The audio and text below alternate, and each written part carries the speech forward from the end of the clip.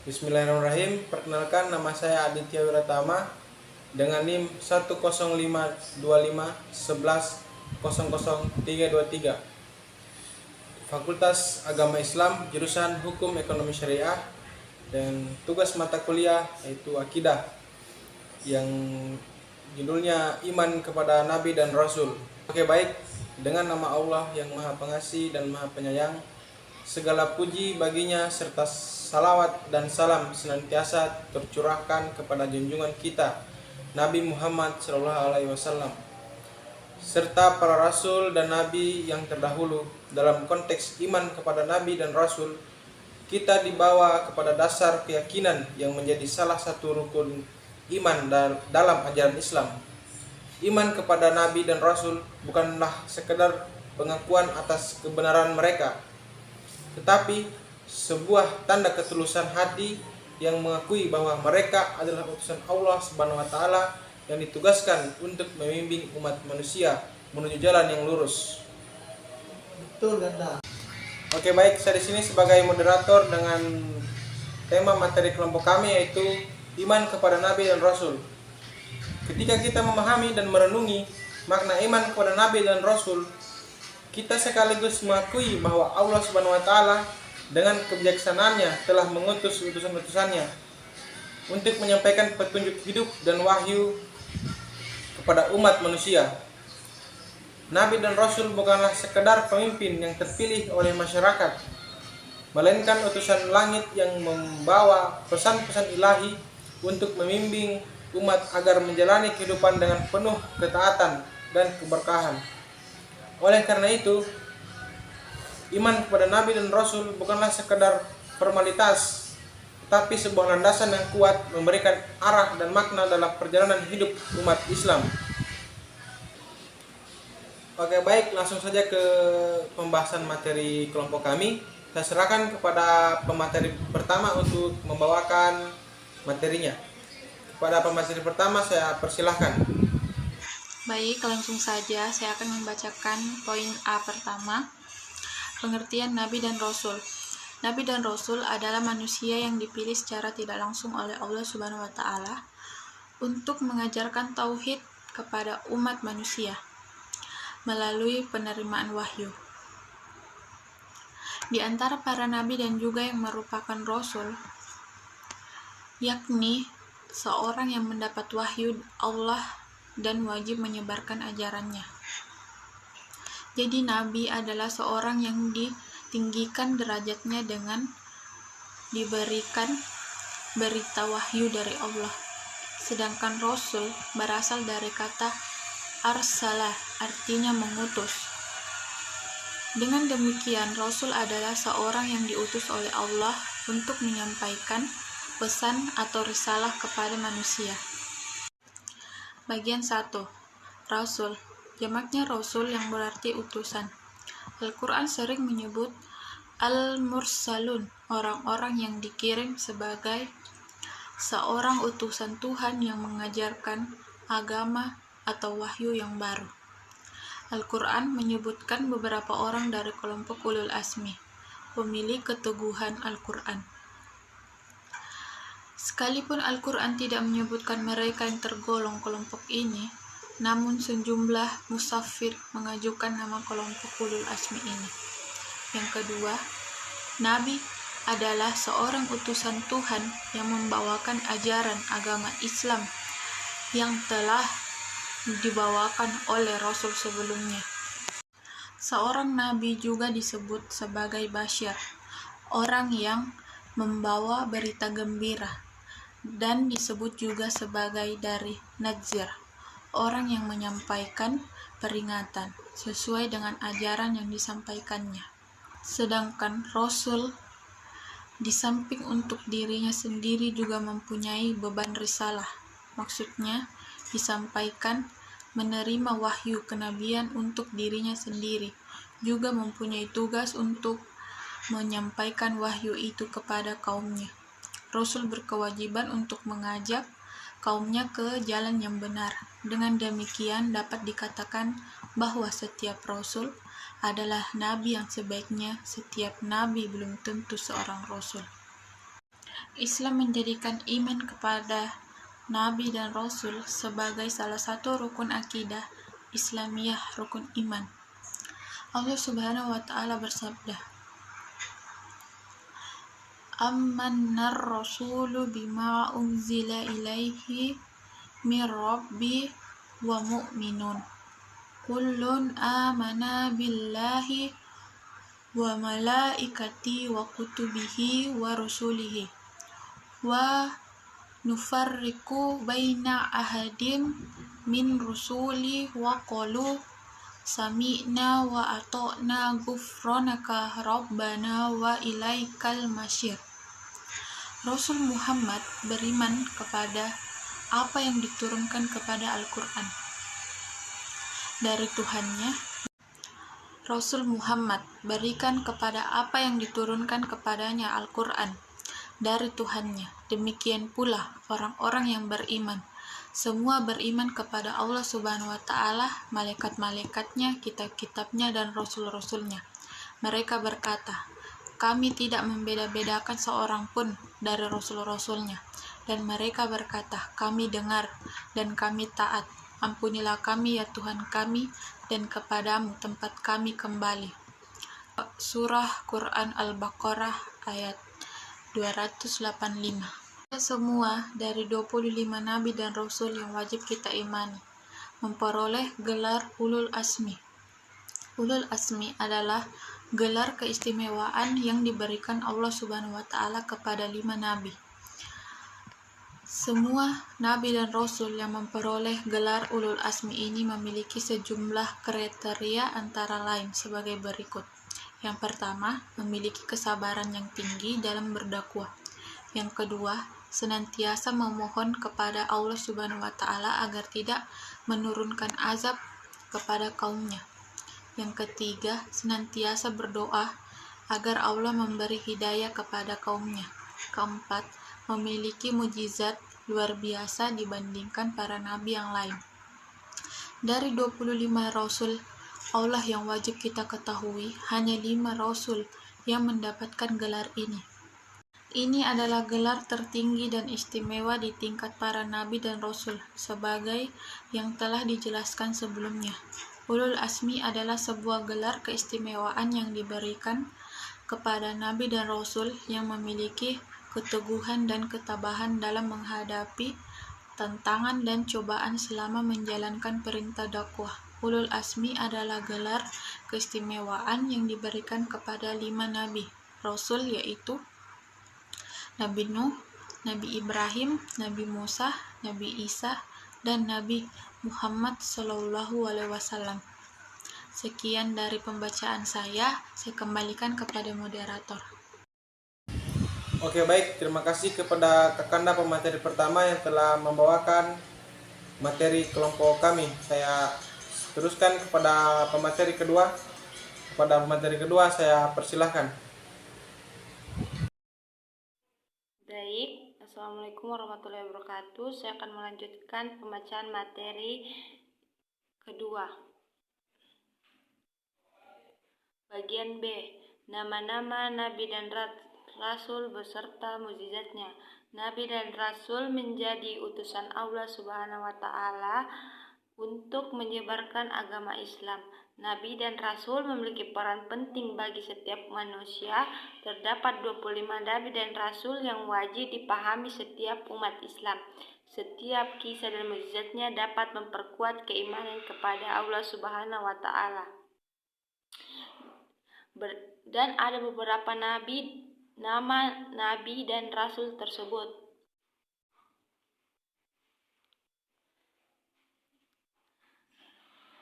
Bagian C, sifat-sifat Nabi dan Rasul. Akal manusia semata-mata tidak cukup dan tidak akan mampu membedakan antara kebaikan dan keburukan.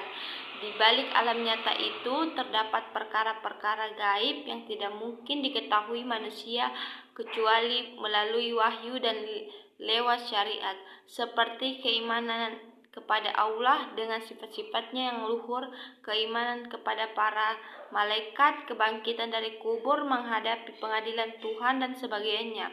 Karena semua itulah maka atas kebijaksanaan dan belas kasih-Nya Allah mengutus para rasul kepada umat manusia agar mereka tidak beralasan dan berhajat di hadapan Allah pada hari kiamat nanti. Rasul merupakan seorang manusia dari umat itu sendiri, sekalipun ia terambil dari keturunan yang mulia yang telah dikhususkan serta dipilih oleh Allah Subhanahu wa Ta'ala dengan berbagai pemberian serta karunia, baik kebaikan akal, pikiran ataupun kesucian ruhaniahnya.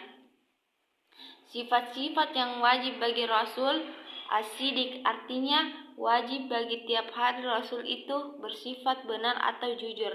As-sidik menjadi sifat wajib juga dibenarkan dalam Al-Quran, salah satu dalam surah Maryam ayat 41.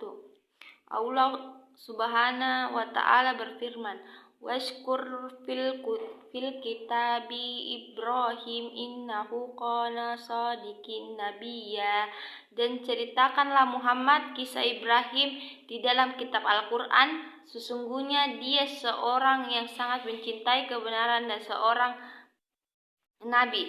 Maryam ayat 41.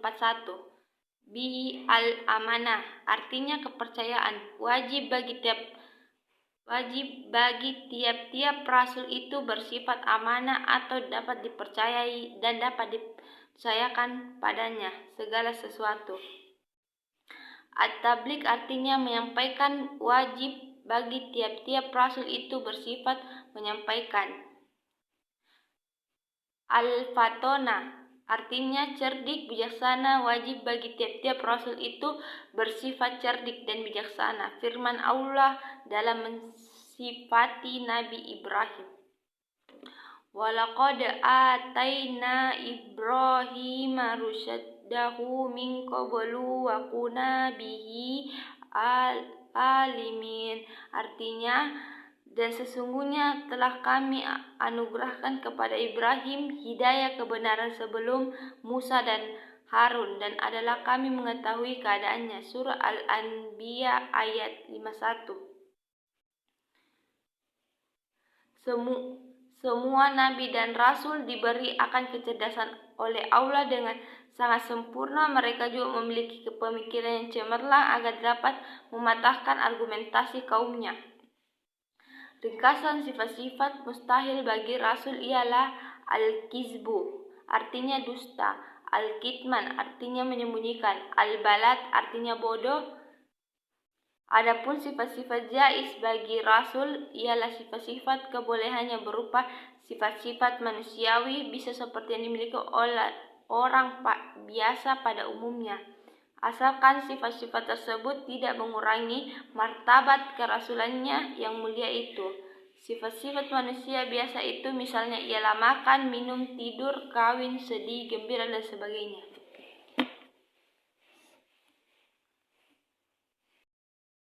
Oke, baik, terima kasih kepada pemateri kedua telah membacakan materi kelompok kami.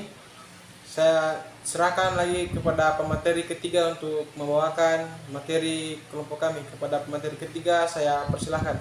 Baik, saya akan membacakan materi bagian D, yaitu Nabi Muhammad sebagai Nabi yang terakhir. Nabi Muhammad SAW merupakan sosok yang sangat spesial. Beliau adalah manusia yang ditunjuk oleh Allah SWT sebagai penutup para Nabi dan Rasul. Sekilas masa kecil Nabi Muhammad SAW. Nabi Muhammad SAW lahir di tanggal 12 Rabiul Awal pada tahun Gajah. Dalam perhitungan Masehi adalah bulan April 571 Masehi. Tanda-tanda ke Nabi Muhammad sudah tampak pada hari kelahirannya. Digambarkan pada hari itu alam semesta menyambut kelahiran beliau dengan memancarkan sinar di hari tersebut. Langit begitu cerah, burung-burung berkicau dengan riangnya. Bahkan di dalam kitab Sirah Nabawi mengisahkan bahwa terdapat cahaya yang begitu terang yang sinarnya terlihat hingga ke negeri Syam di hari kelahiran Nabi Muhammad SAW. Ayah beliau adalah Abdullah, meninggal saat Nabi Muhammad SAW masih di dalam kandungan. Ibunya adalah Siti Aminah, menyusul keperian ayahnya ketika Nabi Muhammad SAW berusia 6 tahun. Beliau kemudian diasuh oleh kakeknya yaitu Abdul Muthalib dan pamannya yaitu Abu Thalib. Tanda-tanda bahwa Nabi Muhammad adalah sosok yang istimewa sudah tampak sejak kecil. Ada banyak keberkahan yang dirasakan oleh orang-orang di sekitarnya, seperti ibu susunya yaitu Halimah dan juga keluarga pamannya. Kisah Nabi Muhammad SAW menerima wahyu dari Allah Subhanahu wa taala. Sebelum menelaah lebih jauh mengapa Nabi Muhammad SAW disebut Rasul terakhir, Gua Hira adalah tempat di mana untuk pertama kalinya Nabi Muhammad SAW menerima wahyu dari Allah Subhanahu wa taala. Banyak pendapat yang meyakini bahwa peristiwa penting itu terjadi pada tanggal 17 Ramadan tahun 610 Masehi. Di hari itulah Nabi Muhammad SAW diangkat sebagai Rasul Allah Subhanahu wa taala. Tantangan yang dihadapi Rasulullah SAW saat berdakwah. Dalam proses menyiarkan agama Islam, mulanya Rasulullah SAW diminta untuk melakukan dakwah secara sembunyi-sembunyi. Beliau pun menyebarkan wahyu Allah yang diterimanya hanya pada orang-orang terdekatnya kala itu. Kemudian Allah SWT memerintahkan beliau untuk berdakwah dan menyebarkan agama Islam secara terang-terangan. Tantangan demi tantangan dihadapi oleh Nabi Muhammad SAW ketika beliau mulai menyiarkan Islam secara terang-terangan. Orang-orang kafir dan kaum Quraisy adalah orang-orang yang selalu mengganggu dan mencoba berbagai cara untuk menghentikan dakwah yang dilakukan oleh Nabi Muhammad SAW. Namun demikian, dengan pertolongan yang diberikan oleh Allah Subhanahu wa taala, Islam semakin berkembang di tanah Arab. Hal ini tertuang dalam surah At-Taubah ayat 32 sampai 33. Mengapa Nabi Muhammad SAW disebut Rasul terakhir? Di zaman modern seperti sekarang ini masih ada sosok manusia biasa yang mengaku-ngaku sebagai nabi dan rasul atau utusan Allah SWT setelah Nabi Muhammad. Padahal perihal Nabi Muhammad SAW merupakan nabi dan rasul yang terakhir yang tertulis dalam Al-Quran surah Al-Ahzab ayat 40 yang artinya, Muhammad itu bukanlah bapak dari seorang di antara kamu, tetapi dia adalah utusan Allah Subhanahu wa taala, penutup para nabi, dan Allah Maha mengetahui segala sesuatu.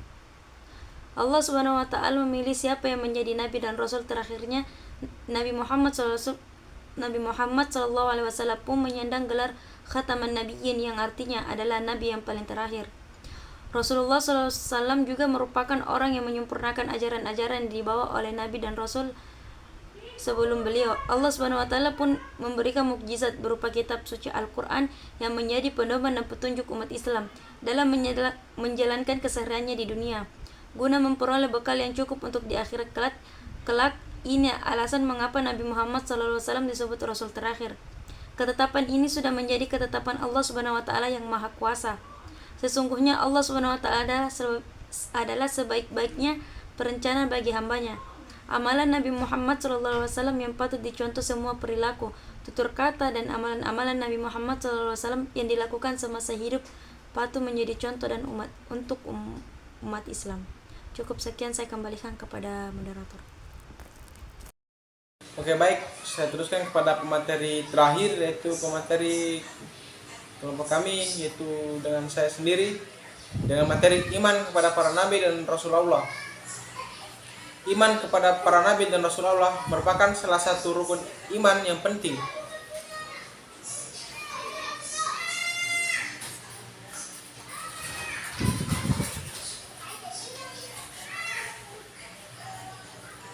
Keimanan seorang dianggap tidak sah tanpa mempercayai dan mengakui semua nabi dan rasul Allah serta meyakini bahwa mereka diutus untuk menunjuk, membimbing, dan membawa manusia dari kegelapan kebenaran. Dalam surah Al-Baqarah ayat 285, Allah memerintahkan kaum mukmin untuk beriman kepada Allah, malaikat-malaikatnya, kitab-kitabnya, dan rasul-rasulnya. Rasulullah juga menjelaskan dalam hadis Jibril bahwa iman melibatkan keyakinan kepada Allah, malaikatnya, kitab-kitab sucinya, dan para rasulnya, hari akhirat, dan takdir baik dan takdir buruk. Iman kepada para rasul memiliki hikmah dan makna yang mendalam. Seperti yang pertama, penyempurnaan rukun iman. Beriman kepada Rasul Allah merupakan wujud penyempurnaan rukun iman, yang menjadikannya rukun keempat setelah iman kepada Allah, malaikat, dan kitab-kitabnya. Yang kedua yaitu suri teladan yang baik. Rasulullah dianggap sebagai suri teladan yang baik bagi umat manusia. Hal ini dinyatakan dalam surah Al-Ahzab, Quran surah 33 ayat 21, di mana Allah menyebutkan Rasulullah sebagai contoh yang baik bagi orang yang mengharapkan rahmat Allah, percaya percaya pada hari kiamat, dan banyak mengingat Allah. Yang ketiga yaitu motivasi untuk perilaku sosial. Kisah para rasul menjadi motivasi bagi umat manusia untuk menjalani perilaku sosial yang baik dalam masyarakat, mengambil teladan dan keteladanan mereka dalam menjalankan ajaran Allah. Yang keempat, panduan untuk hidup. Iman kepada para rasul membantu manusia agar tidak kehilangan arah hidup, karena mereka memiliki contoh yang jelas dalam ajaran dan praktek hidup para rasul. Yang kelima yaitu cinta kepada para rasul. Iman kepada para rasul membawa rasa cinta atau mahbah kepada mereka, mendorong umat untuk mencontoh perilaku terpuji yang telah ditunjukkan oleh para rasul. Yang keenam yaitu pemahaman hakikat hidup. Iman kepada para rasul membuat manusia memahami hakikat hidup, yaitu untuk taat beribadah kepada Allah Subhanahu wa taala. Dengan demikian, iman kepada para nabi dan rasul Allah tidak menjadi kewajiban, tetapi juga sumber inspirasi, motivasi, dan panduan hidup bagi umat manusia. Mungkin saja materi dari kelompok kami sebagai pemateri terakhir. Oke, baik. Dengan berakhirnya pembacaan materi terakhir tadi, berakhirlah sudah pembawaan materi dari kelompok kami. Selanjutnya akan dilakukan sesi baca ayat suci Al-Quran. Oke, pembacaan ayat suci Al-Quran pertama yaitu dengan saya sendiri sebagai moderator. Saya akan membacakan Quran surah Al-Ahzab ayat 21. A'udzu billahi minasyaitonir rajim. Bismillahirrahmanirrahim. Laqad kana lakum fi Rasulillahi uswatun hasanatun liman kana yarjullaha wal yawmal akhira wal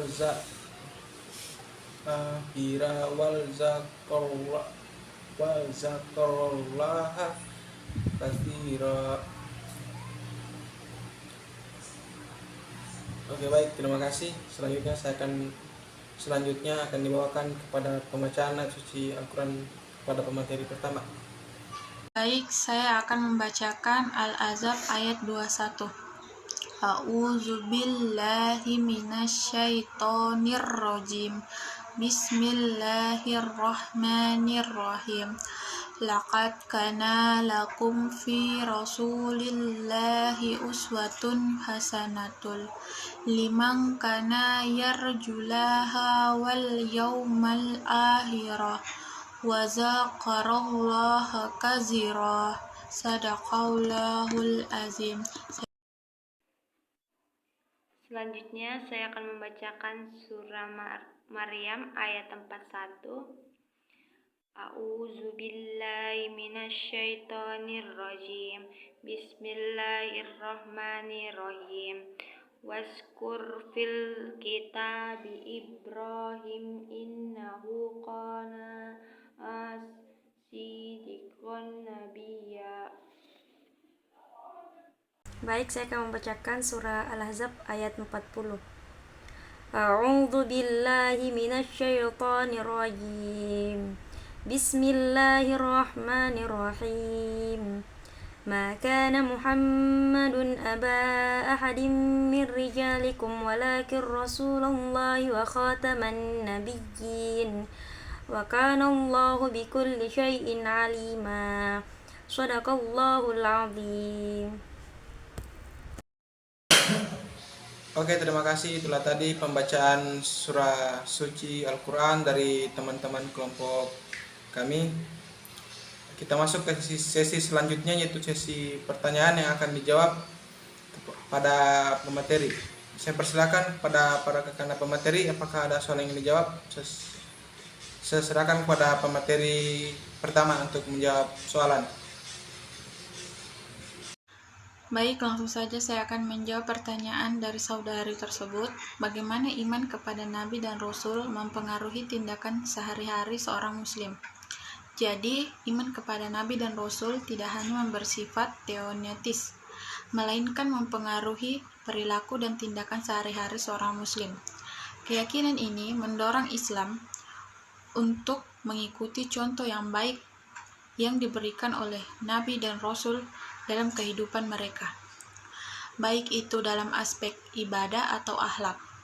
Iman ini memotivasi umat Islam untuk menjalani kehidupan sesuai dengan ajaran Islam. Jadi mengikuti sunnah Nabi dan menjauhi perilaku yang buruk atau yang diharamkan. Mendukung Rasulullah SAW bersabda, sesungguhnya aku diberi Al-Quran dan yang semisal dengan itu bersamanya. Maka apabila ada sesuatu yang mencurigakan atau meragukan, maka kembalilah kepada Al-Quran. Jika sesuai, maka itu dari Allah. Jika tidak, maka itu bukan dari Allah. Hadis Bukhari dan Muslim. Hadis ini menunjukkan bahwa tindakan seorang muslim itu seharusnya merujuk pada Al-Quran, sunnah Nabi. Sekian dari saya kembalikan kepada moderator. Oke, baik, terima kasih atas jawaban yang diberikan dari kakanda pemateri. Untuk selanjutnya, apakah ada kakanda pemateri yang lagi ingin menambahkan atau ingin menjawab soalan berikutnya? Baik, saya akan menjawab pertanyaan dari saudari kita. Apa pentingnya iman kepada Nabi dan Rasul dalam ajaran Islam? Iman kepada Nabi dan Rasul merupakan salah satu rukun iman dalam Islam yang sangat penting. Dengan memiliki iman kepada Nabi dan Rasul, umat Islam mengakui bahwa mereka adalah utusan Allah yang diutus untuk menyampaikan wahyunya dan membimbing umat manusia ke arah kebenaran. Tanpa iman kepada Nabi dan Rasul, pondasi keyakinan Islam menjadi rapuh, karena Al-Quran dan Sunnah atau tradisi mereka merupakan sumber utama hukum dan pedoman bagi umat Islam. Hadis pendukung Rasulullah SAW bersabda, barang siapa yang mati dalam keadaan tidak mengenal imam besar zaman, maka matinya seperti dalam keadaan jahiliyah. Hadis riwayat Muslim. Hadis ini menunjukkan bahwa iman kepada Rasulullah SAW sebagai pemimpin umat yang sangat penting. Cukup sekian, saya kembalikan kepada moderator. Oke, baik, saya akan mencoba menjawab pertanyaan dari teman-teman yang soalnya bagaimana iman kepada Nabi dan Rasul dapat memperkuat persatuan umat muslim. Iman kepada Nabi dan Rasul memiliki peran penting dalam memperkuat persatuan umat muslim. Keyakinan bersama ini menjadi dasar solid yang mengikat umat Islam mengatasi perbedaan suku, ras, dan budaya. Iman kepada Nabi dan Rasul menciptakan dan membangun kesadaran dan identitas bersama sebagai umat Islam, menciptakan solidaritas dan persatuan di antara mereka. Rasulullah SAW bersabda, umatku tidak akan berkumpul pada kesesatan, maka jika kamu melihat perselisihan, pilihlah yang paling banyak umumnya. Hadis riwayat Ahmad. Hadis ini menekankan pentingnya persatuan umat muslim dan menyarankan untuk memilih jalan yang umumnya diikuti oleh mayoritas umat Islam. Sekian jawaban dari saya. Oke, baik, terima kasih. Karena berakhirnya pertanyaan jawab tadi, maka berakhirlah dari presentasi dari kelompok kami. Jika ada kesalahan kata mohon dimaafkan. Baik, saya akhiri dengan ucapan billahi fisabilillah, fastabil khairat. Wassalamualaikum warahmatullahi wabarakatuh.